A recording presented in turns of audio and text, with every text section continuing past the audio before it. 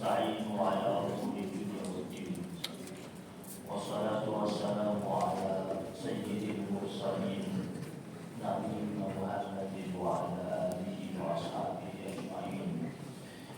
اللهم صل وسلم على سيدنا محمد وعلى آل سيدنا محمد وبارك على سيدنا محمد وعلى آل سيدنا محمد.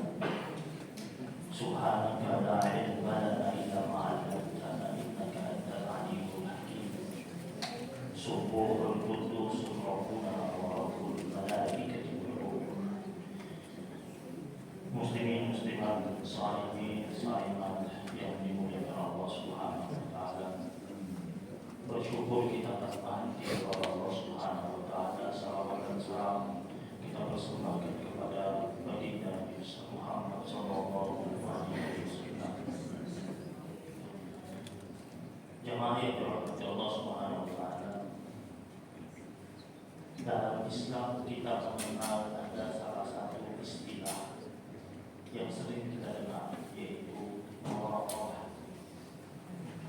Muraqabah ini menjelaskan tentang kejujuran bagi seorang hamba Allah Subhanahu wa taala, bagaimana dia jujur di hadapan Allah dan merasakan dirinya senantiasa dipantau dan diperhatikan oleh Allah Subhanahu wa taala.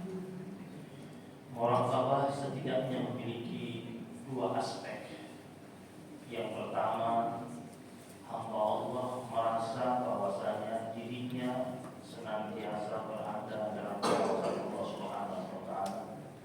Dan yang kedua, hamba Allah Subhanahu wa taala yang bermuraqabah adalah hamba Allah Subhanahu wa taala yang tahu dengan pasti bahwa setiap saat Allah pasti mengawasinya, dan setiap saat Allah pasti mencatat segala macam bentuk perbuatan yang dia lakukan. Dalam Al-Quran Allah Subhanahu wa taala jelaskan dalam surat Al-Ahzab ayat 52, di mana Allah Subhanahu wa taala berfirman, "Wa kana Allah ala kulli syai'in raqiba." Bahwasanya Allah Subhanahu wa taala itu Maha mengawasi segala sesuatu. Allah mengetahui setiap gerak-gerik kita, ucapan kita, perbuatan kita, tingkah laku kita. Bahkan Allah Subhanahu wa taala tahu apa yang terbesit dalam hati. Jemaah yang dimuliakan Allah Subhanahu wa taala, dalam salah satu firman Allah Subhanahu wa taala dalam surat Asy-Syu'ara ayat 217 sampai 219. Di situ Allah memulai dengan mengatakan, wa tawakkal 'alal 'azizir rahim, dan bertawakkallah kalian kepada Dia Allah Subhanahu wa taala yang Maha perkasa lagi Maha penyayang. Allah itu di dalam Al-Quran sering menampakkan dalam bentuk jamaliyah dan jalaliyah. Jamaliyah itu Allah berbicara tentang keindahannya Allah Subhanahu wa taala, seperti Raufur Rahim, itu jamaliyah. Ghafurur Rahim, jamaliyah. Tawwabur Rahim, jamaliyah. Memang sisi keindahan Allah Subhanahu wa taala. Tetapi di sisi lain Allah juga sering menunjukkan sisi jalaliyah, keperkasaan Allah Subhanahu wa taala. Zultiqam, Maha pendendam, ada di situ. Syadidul Iqab, itu tentang jalaniyah. Tapi menurut para ulama, Allah Subhanahu wa taala lebih sering di dalam Al-Quran itu menghadirkan wajah jamaliyahnya ketimbang jalaliyahnya. Lebih sering menghadirkan tentang Allah yang Maha Indah, Maha Lembut ketimbang kemaha perkasaannya. Karena memang Allah Subhanahu wa taala lebih sering menghadirkan kebaikannya ketimbang hukuman kepada hamba-hamba. Nah, di sini dalam surat Asy-Syu'ara Allah katakan, wa tawakkal 'alal azizir rahim, dan bertawakallah kalian kepada Dia Allah Subhanahu wa taala yang Maha Perkasa dan Maha Penyayang. Nah, perkasanya di mana? Di sini Allah katakan, alladzi yaraka hina taqum. Dia Allah Subhanahu wa taala yang senantiasa menyaksikan engkau ketika engkau berdiri. Wa taqallabaka fis sajidin, dan Allah juga melihat perubahan gerakan tubuhmu ketika engkau bersujud. Jadi berdirinya kita Allah lihat, bergeraknya kita sampai ke posisi sujud, berarti persekian detik gerakan tubuh kita ini diperhatikan dan disaksikan Allah Subhanahu wa taala. Dalam firman Allah ini, ulama mengatakan kenapa Allah Subhanahu wa taala menjelaskan tentang berdiri dan sujud itu. Kenapa Allah menjelaskan tentang berdiri disebutkan sebelum kata sujud? Karena ketika seorang hamba Allah Subhanahu wa taala dia berdiri dalam sholatnya memiliki kemuliaan, dan dia bersujud dalam sholatnya juga memiliki kemuliaan. Ulama mengatakan berdiri dalam sholat ini lebih mulia daripada sujud dari segi aspek zikirnya. Jadi berdiri dalam sholat itu lebih mulia dari sujud dari segi aspek zikirnya. Tetapi sujud lebih mulia daripada berdiri dari segi keadaannya. Di masing-masing memiliki nilai kemuliaan. Kenapa berdiri lebih mulia daripada sujud dari aspek zikirnya? Karena ketika kita sedang berdiri dalam sholat itu, kita membaca Al-Quran. Yang dia baca Al-Fatihah. Habis itu ada surat yang kita baca. Dan zikir yang paling afdol zikir tilawatul Quran. Zikir yang paling afdol itu baca Al-Quran. Maka dari segi aspek zikir dia lebih mulia. Namun sujud ternyata juga memiliki dimensi kemuliaan dari aspek keadaan. Kenapa? Karena ketika seorang hamba Allah itu sedang bersujud, sebagaimana yang termaktub dalam hadis yang sahih riwayat Imam Muslim, Nabi mengatakan dekatnya seorang hamba Allah dengan Tuhannya ketika dia sedang bersujud. Jadi bersujud itu dia berbisik ke bumi, tetapi terdengar di langit. Ketika seorang hamba Allah meletakkan apa yang paling mulia baginya, itu kepalanya, di tempat yang paling rendah, bahkan lebih rendah daripada kakinya, itu di atas tanah.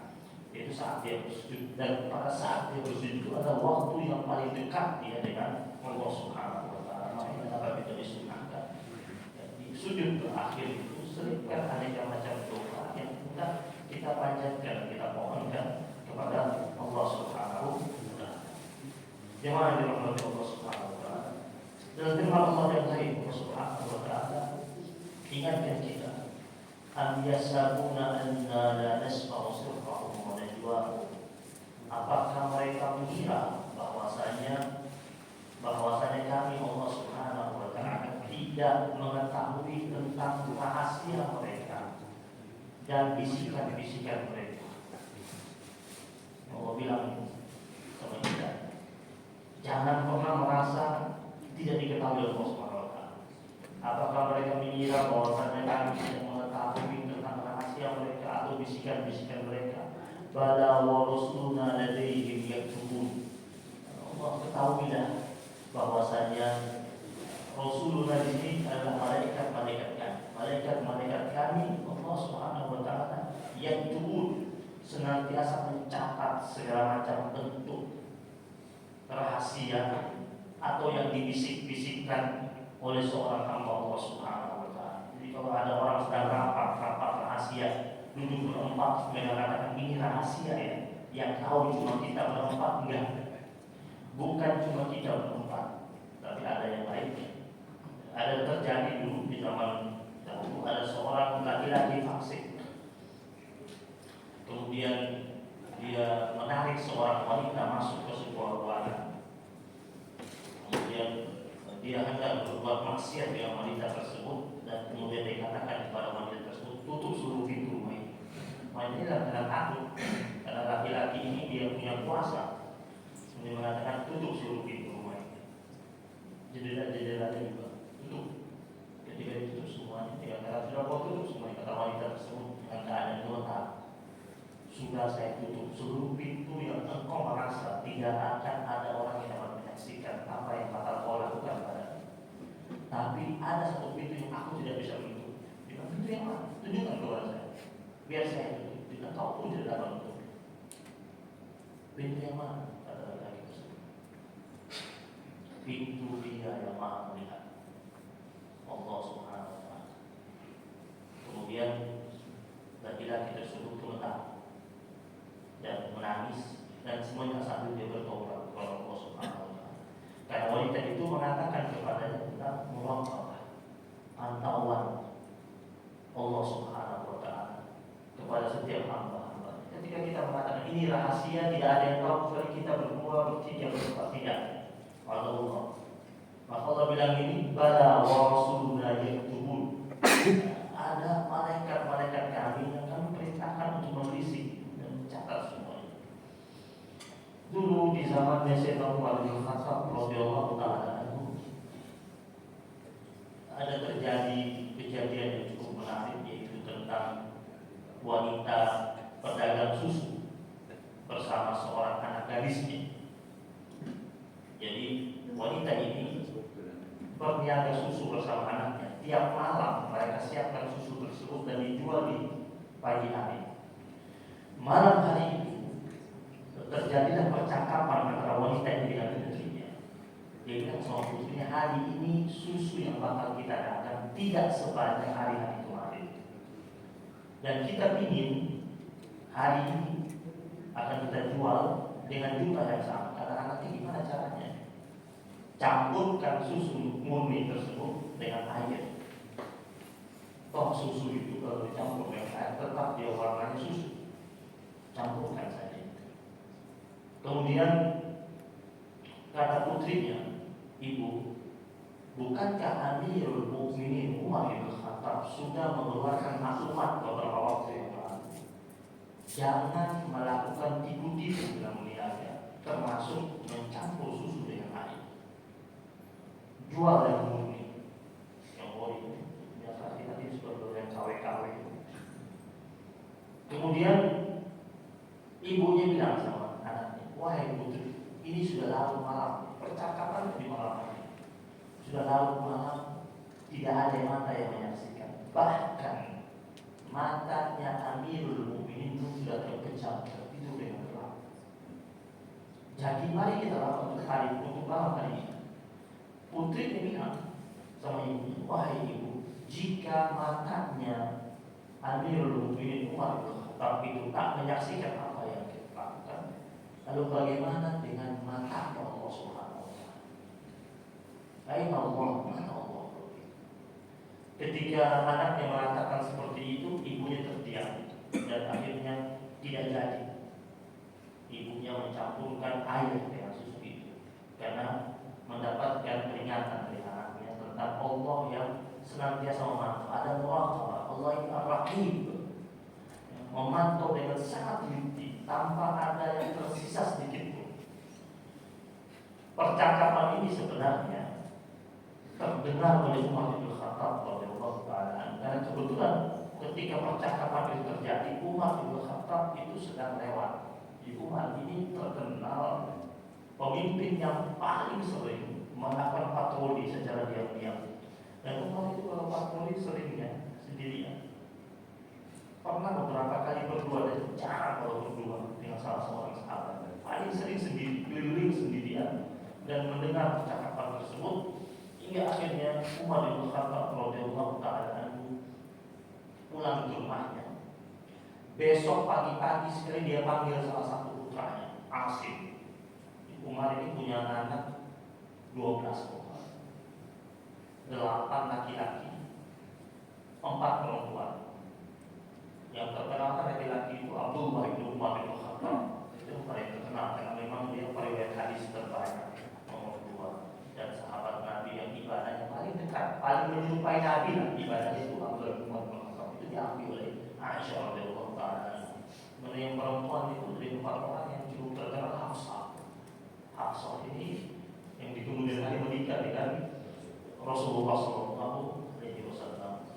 Di antara istri-istri Nabi yang cukup cerdas ya Hafsah ini, karena memiliki kemampuan membaca dan menulis dengan baik. Maka dia termasuk wanita pencatat wahyu, itu Hafsah. Nah, ini yang dipanggil Asim. Asim dipanggil anak laki-lakinya. Setelah menghadap, kata Umar kepada Asim, hari ini kau datang ke pasar, kau cari 2 orang wanita yang sedang jualan susu.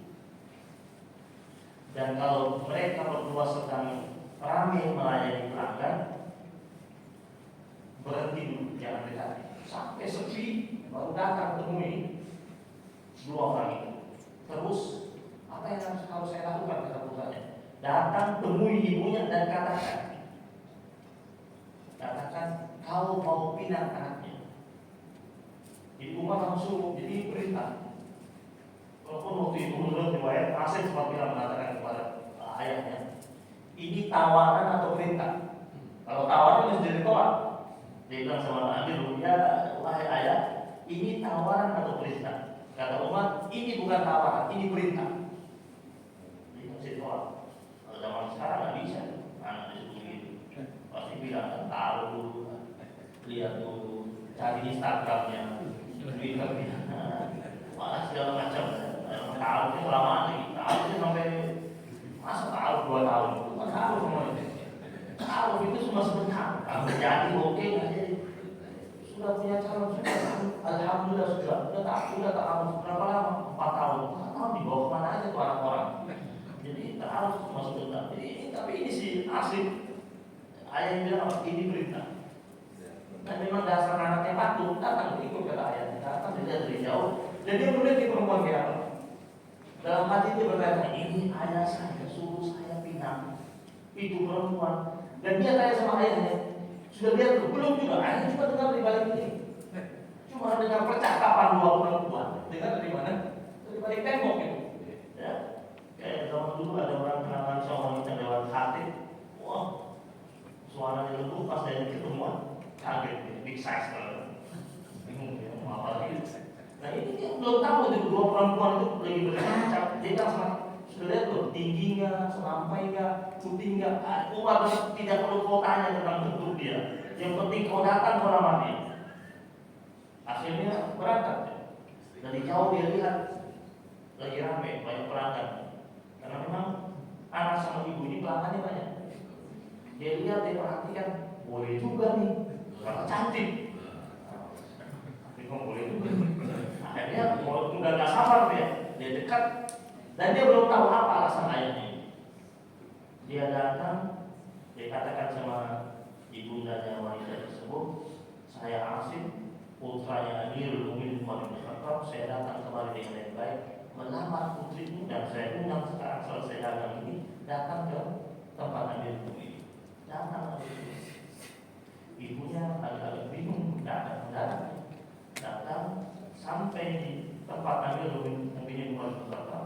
Umar membuka pembicaraan yang mengatakan, telah aku dengar percakapan kalian berdua tadi malam. Ibunya udah keringat dingin. Tahu ini rencana saya. Ibunya keringat dingin karena Umar mengatakan, aku telah dengar percakapan kalian berdua tadi malam. Kata ibunya wanita ini, Asim, maaf bilang itu sama Amirul Mukminin Umar bin Khattab. Kata Umar bin Khattab, tidak apa. Saya malah bangga terhadap putrimu, betapa dia mampu mencegah dirimu dan mengingatkan engkau tentang pengawasannya Allah Subhanahu wa Ta'ala, sehingga akhirnya malam hari itu engkau tidak jadi mencampurkan air pada susu tersebut. Dan saya minta putra saya Asim untuk langsung melamar putrimu dan mohon diterima lamaran nikah. Ketika mereka selesai menikah, Umar bin Khattab radhiyallahu anhu tidak menunjukkan bahwa betapa Umar ini punya karamah. Kenapa dikatakan Umar punya karamah? Karena setelah selesai menikah, Umar mengatakan kepada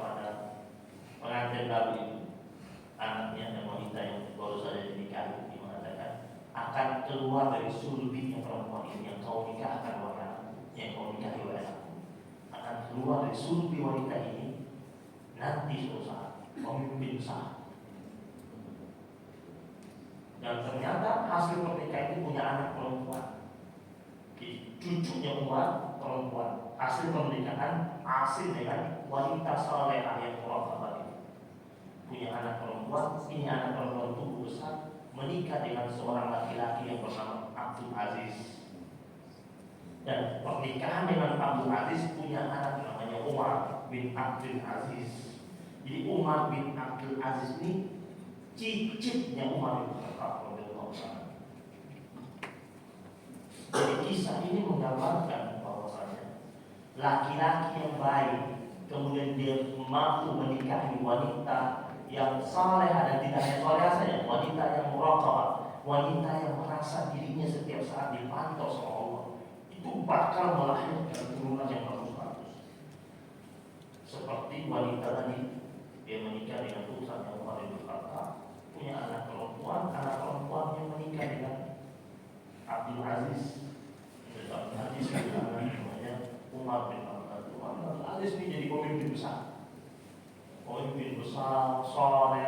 Umar bin Abdul Aziz itu kalau dia masuk masjid, itu ulama-ulama sekali bagi Imam Malik tidak mau jadi imam, kecuali mempersilahkan Umar bin Abdul Aziz yang maju jadi imam. Pemimpin yang kalau baca firman Allah nangis. Pernah suatu hari kata Imam Malik, kami sholat berjamaah dengannya, kemudian dia membaca firman Allah dalam imam sholatnya. Salah satu ketika dia sedang membaca fa'anzartukum naran talazza, nangis. Aku peringatkan kepada kalian tentang kobaran nyala api neraka yang menyala-nyala. Dibaca itu tentang menyala api neraka, nangis dia, berhenti nangis. Terus dia ulang lagi fa'anzartukum sampai 3 kali. Menurut Imam Malik waktu itu Umar bin Abdul Aziz tak mampu melanjutkan ayat berikutnya, karena tak kuat. Sampai akhirnya dia mengganti surat yang lain baru bisa lanjut dibaca ayat. Umar bin Abdul Aziz ketika diangkat jadi pemimpin, jadi khalifah, dia mengatakan inna lillahi wa inna ilaihi raji'un. Tak ada setelah diangkat jadi khalifah dia bikin pesta 7 hari 7 malam. Hari pertama kolega, hari keempat, hari kedua tim sukses, hari ketiga sahabat-sahabat dekat, teman alumni, kuliah. Ada. Pertama kali dia diangkat langsung dia sedih dan dia mengatakan innalillahi wa inna ilaihi raji'un. Dan setelah dia diangkat dia lepas seluruh atribut. Dia orang kaya, Umar bin Abdul Aziz, kaya raya, hartanya banyak. Setelah diangkat menjadi khalifah, dia pakai baju yang biasa dipakai oleh khalayak ramai. Di bawah ada baju-baju seragam yang sering dibawa dihadirkan kepada pemimpin yang baru saja dilantik. Kasih suruh pilih sutra-sutra dibawa, dalam kata yang bawa kain-kain bahan itu apa kurang bagus lagi, dengan ini terlalu bagus,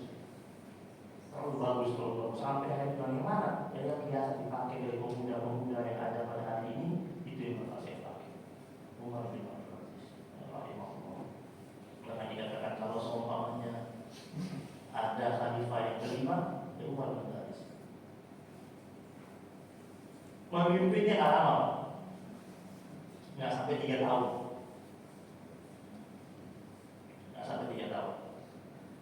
tetapi langsung mampu memimpinnya. Di dalam tempo tidak sampai 3 tahun, tidak ada rakyatnya yang jadi mustahik, semuanya muzaki, berubah. Jadi setelah dia memimpin itu, ketika ada orang datang ke tempat orang-orang yang biasa terima zakat, diketok pintu rumah dan dibuka, saya mau antar zakat. Kata orang yang buka pintu rumah, tahun lalu memang saya terima zakat, sekarang saya muzaki, saya lagi nyari siapa yang mau terima. Jadi sampai zakat di negerinya itu diekspor ke negeri lain, karena di wilayah dia tidak ada lagi penerima zakat. Karena menteri-menterinya dia itu sebelum rapat kabinet itu bahasanya macam-macam. Menteri satu dengan menteri ngomong, di rumah inti semalam haji kita apa? Menteri yang satu ngomong sama menteri, semalam kita sholat tahajud berapa rakaat? Surat apa saja yang dia sudah hafal ngomongin. Kenapa? Karena Umar bin Abdul Aziz soalnya ada pemimpin, dia punya kabinetnya soalnya semua.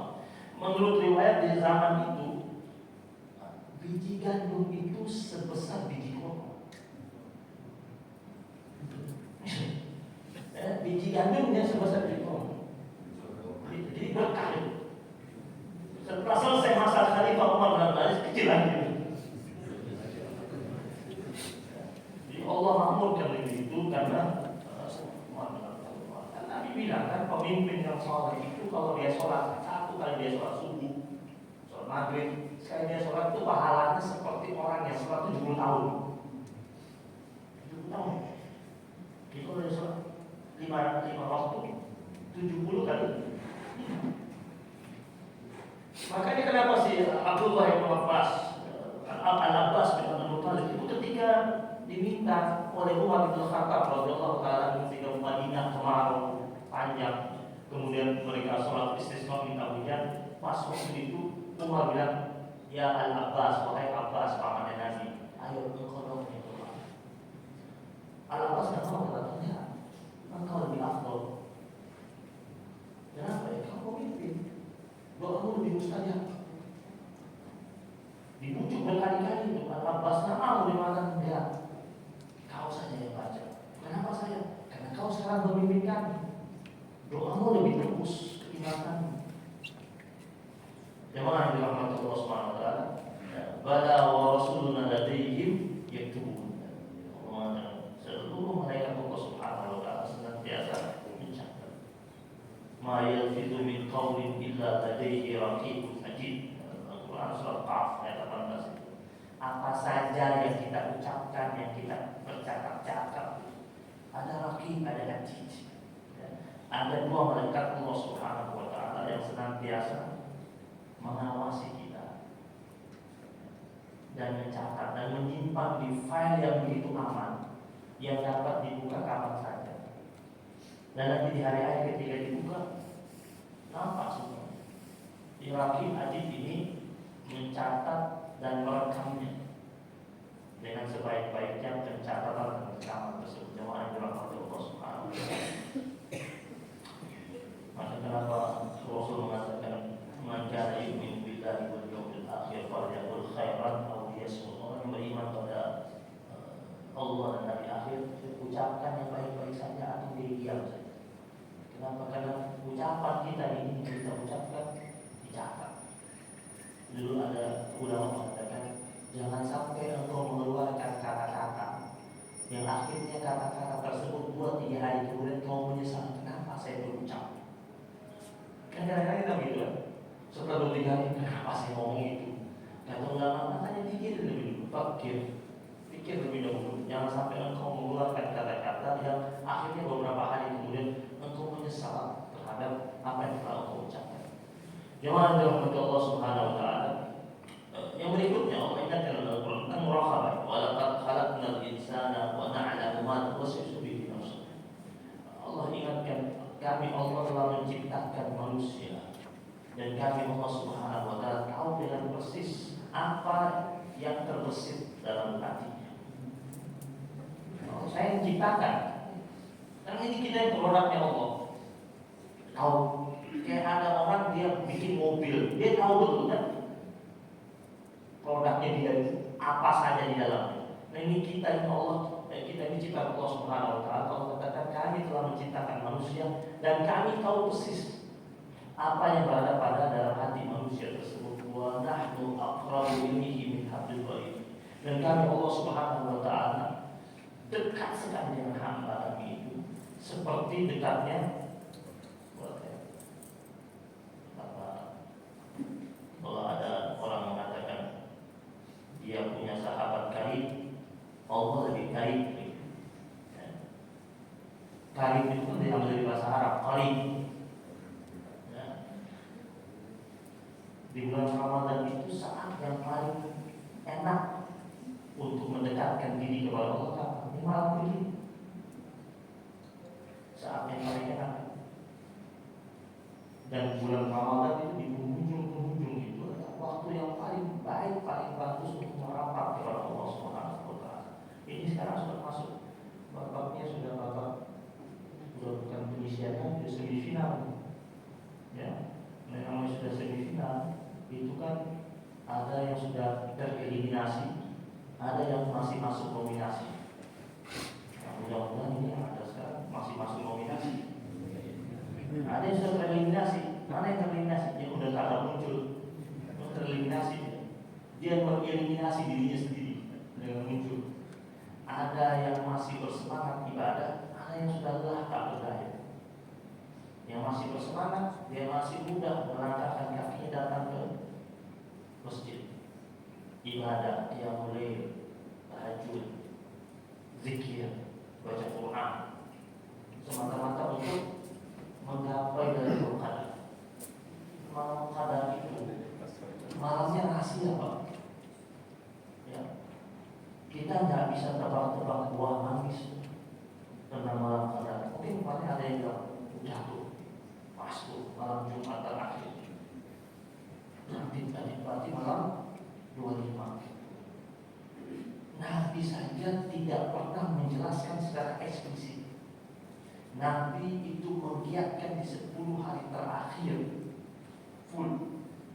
Memang ada riwayat kata Nabi lebih digencarkan lagi ketika malam-malam ganjil.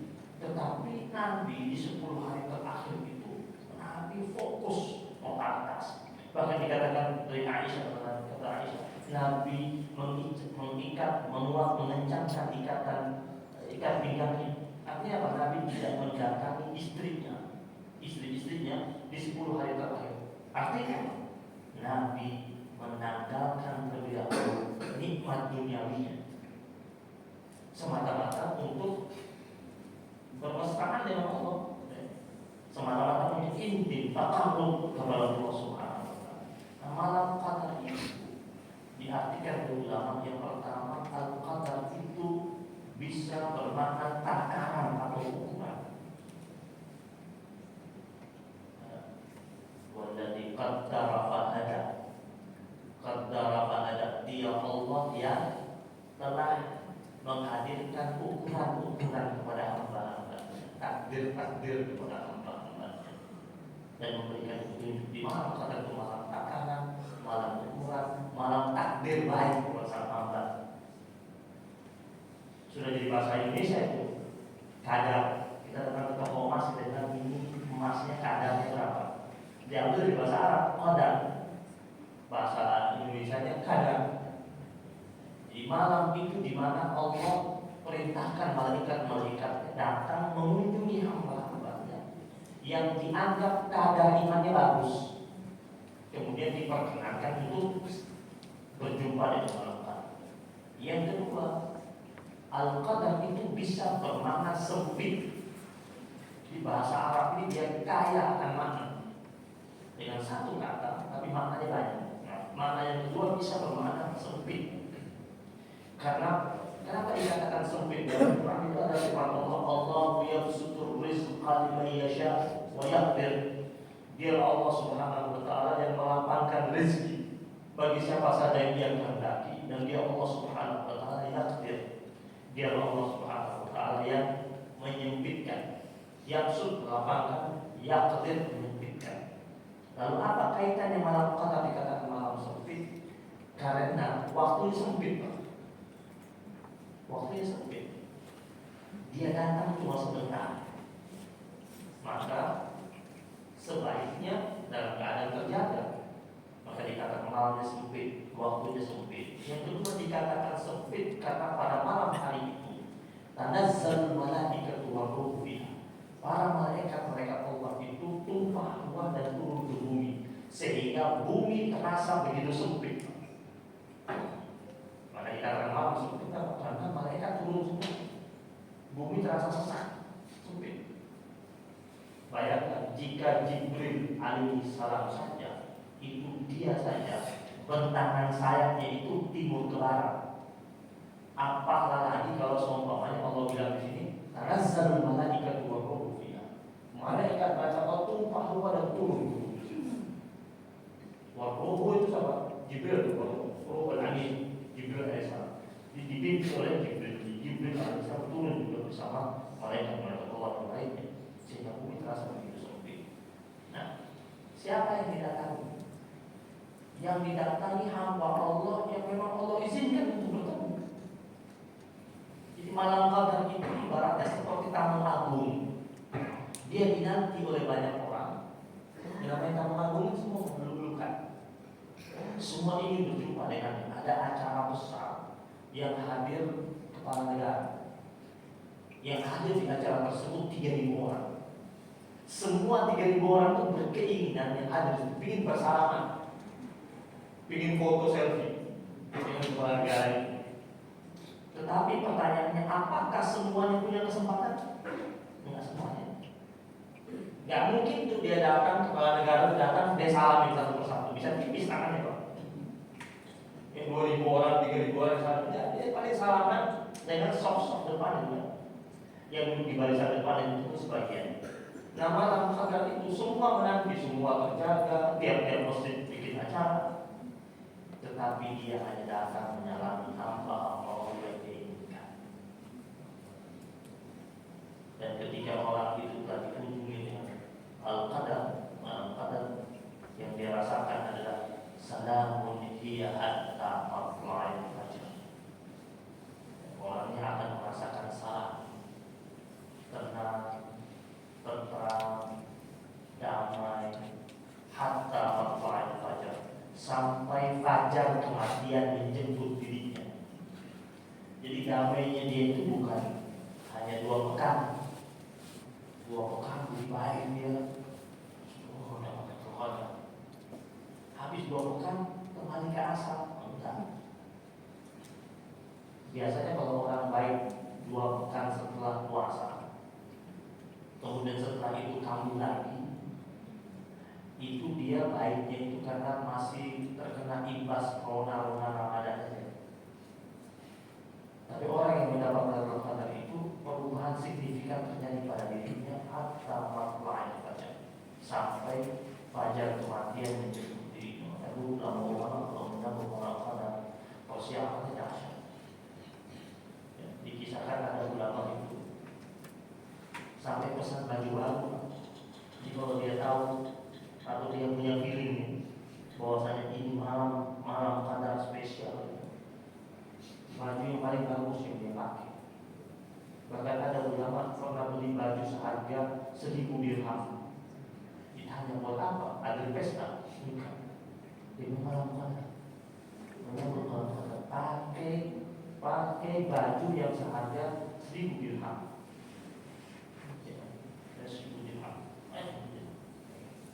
Pakai wangi-wangian terbagus, ruangannya itu dia wangi-wangian pakai bubur, ya. Asap-asap itu. Jangan khawatir masjid kalau di asap-asapin, bukan dukun, bukan. Itu di Masjidil Haram itu dibakar, kayu berharu, kayu yang kualitas nomor 1 dibakar di sekitar apa itu, ya, di asap-asapin. Ulama-ulama dulu 10 orang terakhir, ruangan sholatnya, ruangan ibadah dibikin wangi, semata-mata sebagai penyambutan terhadap malam qadar. Karena Allah yang mengatakan mulianya itu khairum min alfi syahr, lebih mulia daripada 1000 bulan. Lebih mulia dari 1000 bulan. Istimewa berhubungan Nabi Muhammad sallallahu alaihi wasallam. Jamaah yang dirahmati Allah Subhanahu wa taala. Berikutnya, ini ada firman Allah sering kita baca dalam zikir. Surat Al-Imran ayat yang ke-5. Innallaha la yakhfa 'alaihi syai'un fil ardi wa la fis sama'. Ini ada di dalam Al-Surah Al-Masad. Allah bilang, sesungguhnya bagi Allah Subhanahu wa taala la yakhfa 'alaihi, tidak ada yang tersembunyi baginya. Fil ardi wa la fis sama', di bumi maupun di langit. Ada ulama mengatakan, kalau engkau sedang mencari tahu sesuatu dan engkau tak bisa tahu, amalkan ini. Ada orang sedang main rahasia sama kita. Baca ini, nanti terbuka dengan sendiri. Ya. Nggak usah cari tahu dengan cara kita. Punya karyawan, kita agak curiga dia culas, tapi sulit ketahuan kejelasan. Karena pintar banget, kemarin itu kadang lebih pintar dari polisi. Kita mau cari tahu susah, amalkan ini terbongkar dengan sendiri. Inna Allah la yakhfa 'alaihi syai'un fil ardi wa la fis sama'. Sesungguhnya bagi Allah Subhanahu wa ta'ala tidak ada yang tersembunyi di langit maupun di bumi. Curiga sama pasangan, nggak usah bongkar-bongkar handphone, amalin aja gitu. Nggak usah pasangin GPS di mobil suami. Ada suka pasang GPS di mobil suaminya kemana dia cari tahu, capek. Kalau merasa curiga, baca ini, nanti Allah kasih tunjuk. Oh ternyata nggak ada. Pernah ada yang pernah ada kejadian yang pasang GPS di mobil suami. Suaminya murid saya, istrinya murid saya juga.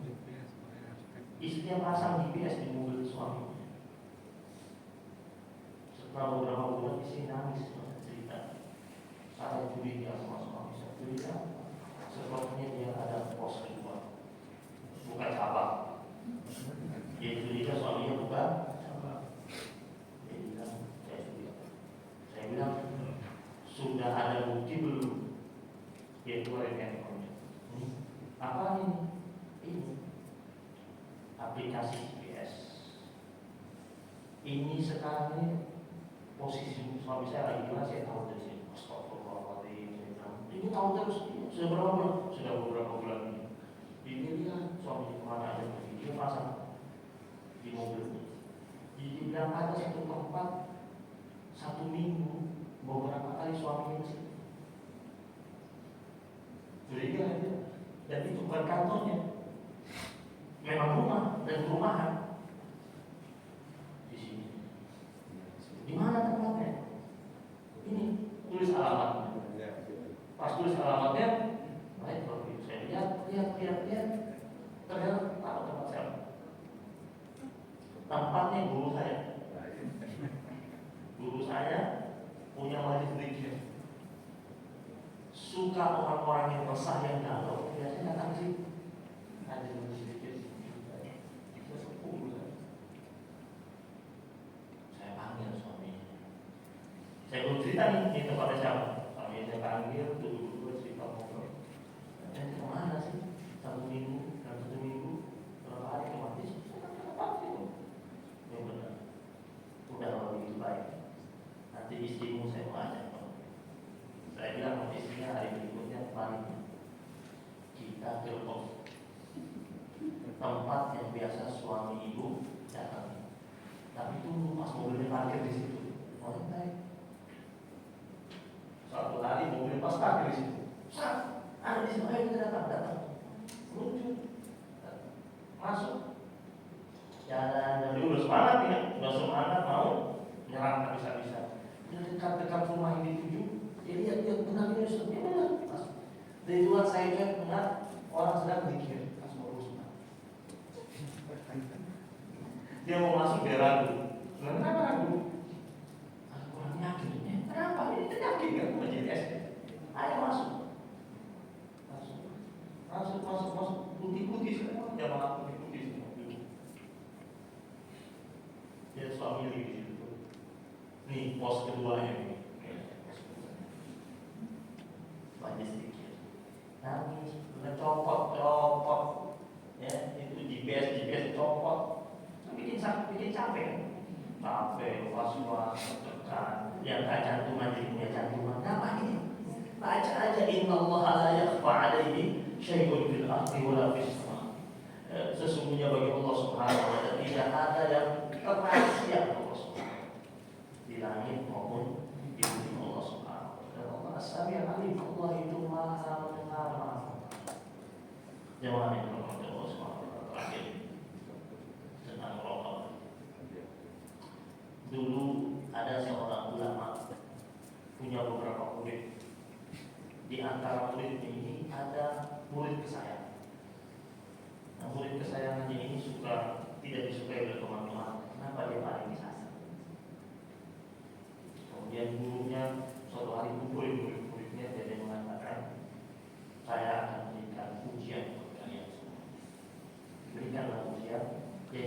semua muridnya itu satu ekor burung dan dikatakan, silakan kalian pergi sembelih burung ini di tempat yang tidak dilihat oleh siapa. Berangkatlah seluruh murid-muridnya, termasuk murid saya. Singkat cerita, pulanglah murid-murid itu semua ketemu sama guru, ditanya, sudah kau sembelih? Tanya si A, sudah sembelih? Sudah. Di mana? Di tempat yang jauh, di balik bukit, sepi ya orang. Tanya lagi yang B, mengatakan sudah saya sembelih di tepian sungai yang sangat jauh dan tidak ada yang lihat. Tanya lagi sampai mana? Dalam hutan. Sampai pada murid saya datang masih bawa burung yang utuh. Ditanya sama gurunya, kenapa kau belum? Yang lain sudah nyinyir semua, mampus tuh. Bakal diomelin, emang enak kalau diomelin. Makanya murid saya, ya, saya tidak menemukan tempat yang aman, yang tidak ada yang menyaksikan. Yang sepi ada, sepi ada dia bilang, tapi tetap ada yang menyaksikan. Siapa? Allah. Engkau wahai guruku suruh saya cari tempat yang tidak ada yang melihat. Saya sudah cari di kemana-mana dan saya tidak menemukan. Semua tempat ini terpakai Allah Al-Hakim. Allah Maha Memantau, Maha Mengawasi. Baru gurunya bilang sama murid-murid, kalian tahu kenapa saya sangat menyayanginya? Karena dia memiliki keistimewaan diri kalian. Dia senantiasa berdoa. Kalau kalian, saya tahu hafalin hadis pas saya lagi lewat. Karena santri gitu, gurunya lewat, belum hafalin, gurunya pergi tidur. Dia bilang, di antara murid-murid saya tahu kalian, kalau saya lewat baru kok Allah Rasulullah, saya udah lewat tidur lagi. Saya hafalin Quran, takut saya lewat kalau hafalin Quran. Kalau dia tidak, mau ada saya, tidak ada saya, dia lakukan semua. Dan dia merasa dirinya dipantau oleh Allah Subhanahu wa Ta'ala. Yang lain dirahmati Allah Subhanahu wa Ta'ala. Mari kita akhiri kita dengan sedikit bermuhasabah dengan sama-sama baca istighfar. Astagfirullahaladzim, Astagfirullahaladzim, Astagfirullahaladzim. La ilaha illa huwal hayyul qayyum wa atubu ilaih. La ilaha illallah wahdahu la syarika lah, lahul mulku wa lahul hamdu yuhyi wa yumiitu wa huwa ala kulli syai'in qadir. La ilaha illallah wahdahu la syarika lah, lahul mulku wa lahul hamdu yuhyi wa yumiitu wa huwa ala kulli syai'in qadir. La ilaha illallah wahdahu la syarika lah, lahul mulku wa lahul hamdu yuhyi wa yumiitu wa huwa ala kulli syai'in qadir. Hasbunallah wa ni'mal wakil. Hasbunallah wa ni'mal wakil. Hasbunallah wa ni'mal wakil. Ni'mal mawla wa ni'mal nasir. A'udzu billahi minasyaitonir rajim. Bismillahirrahmanirrahim. Allahumma salli wa sallim ala sayyidina Muhammadin wa ala ali sayyidina Muhammad. Hamdan na'amin, hamdan syakirin, hamdan yuwafi ni'amahu wa yukafi mazidah. Ya Rabbana lakal hamdu kama yanbaghi li jalali wajhika wal karim wa li 'azimi sultanik.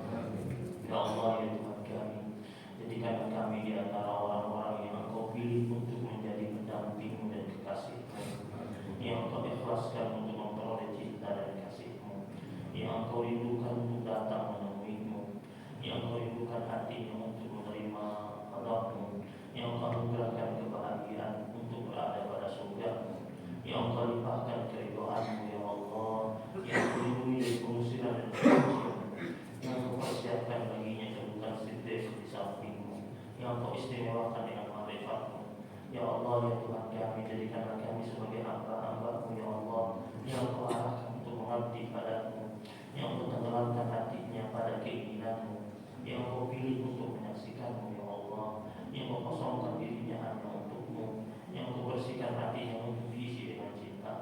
Ya Allah, ya Tuhan kami, jadikanlah kami di antara hamba-hamba-Mu ya Allah, yang Engkau bangkitkan hasratnya akan karunia-Mu, yang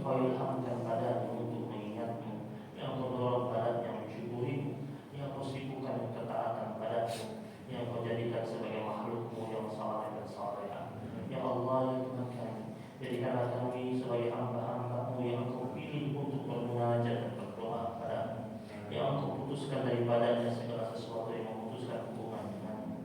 Ya Allah, ya Rabbana, ya Ilahana, jadikanlah kami di antara orang-orang yang senantiasa mencintai dan merindukanmu, nasibnya hanya merintih dan menangis. Dahi-dahi yang hanya sujud akan kebesaran, ya Allah. Mata-mata yang terjaga di malam hari untuk mengabdi padamu. Air mata yang terus mengalir karena takut padamu, ya Allah. Hati-hati yang terikat pada cintamu, kalbu-kalbu yang terpesona padamu. Ya Allah, ya Rahman, wahai yang cahaya kesucian yang bersinar dengan pandangan para pecintanya. Wahai kesucian wajah yang membahagiakan hati para pengenalnya. Wahai kejaran kalbu para perindu. Wahai tujuan cinta para pecinta. Wahai Allah yang maha perkasa, maha besar, maha agung, kami memohon cintamu ya Allah, dan cinta orang-orang yang mencintaimu, dan cinta kepada amanat yang membawa kami ke sampingmu ya Allah. Jadikanlah Engkau ya Allah lebih kami cintai daripada selainmu. Jadikanlah cinta kami kepadamu ya Allah membimbing kami pada ridha-Mu. Kerinduan kami kepadamu ya Allah mencegah kami untuk bermaksiat dan durhaka padamu. Ya Allah, anugerahkanlah kami ya Allah untuk berada di tempat-Mu yang mulia, dan kebaikan yang Kau berikan kepada kami. Tataplah diri kami ya Allah dengan tatapan kasih dan sayang-Mu. Jangan pernah Engkau palingkan wajah-Mu yang mulia dari kami ya Allah, walaupun sesaat saja. Jadikanlah kami ya Allah sebagai penerima anugerah dan karunia-Mu. Wahai pemberi ijabah, wahai mengabulkan doa, ya Arhamar Rahimin, ya Rabbana, ya Ilahana. Kamilah yang berharapmu ya Allah, walaupun senantiasa bermaksiat padamu. Tak akan putus harapan kami akan kasih-Mu ya Allah.